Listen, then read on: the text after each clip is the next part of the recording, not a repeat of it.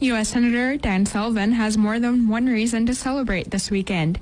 Friday was the Marine Corps birthday, today is Veterans Day, and after more than a year of efforts, he has a victory for Marines. There are newly imposed caps on the fees trial lawyers can charge in cases representing Marines, their families, and others impacted by water contamination at Marine Corps Base Camp Lejeune in North Carolina. The contamination of drinking water at Camp Lejeune started in the early 1950s, and the most contaminated wells were shut down in 1985. Marines can seek compensation, and U.S. Senator Sullivan wants them to know about the new caps.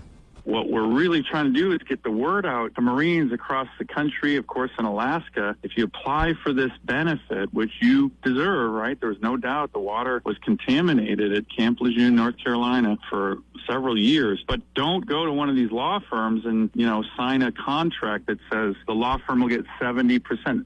We have called some of these firms. They're charging 65 to 70%.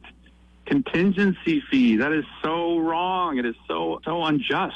And, unfortunately, a lot of these Marine Corps families were unaware that they were being scammed. So now the law says, sorry, law firm, you can't cheat Marine Corps veterans. He says Marines need to know they are protected now from the high fees, even if they have already signed an agreement. The good news is that there's been no payments made out yet by the federal government. So even if a Marine has signed a contract with a law firm that has one of these really high contingency fees, that is null and void. The law firm would be violating the Federal Tort Claims Act, and the law firms need to know you can't do this, even if there's already been a signed signature, because none of the payments have gone out yet. It doesn't matter if they've already signed it. That law firm, it's against the law to charge anything more than 20 to 25%.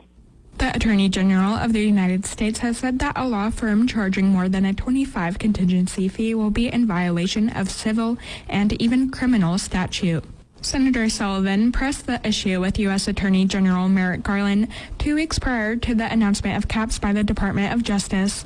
He led this effort with strong support from the American Legion and U.S. Senator Steve Daines. Certainly an issue that I've tried to focus on a lot during my time as Alaska's U.S. Senator, which is making sure our country keeps faith with our military, our veterans, and their families. And I think there's no better day to be reminded of that obligation for all of us to do that than on Veterans Day. And this was a big win. And I do want to thank the American Legion in particular, who was really strong. They made this their #1 legislative priority. If someone has questions, they can call Senator Sullivan's office.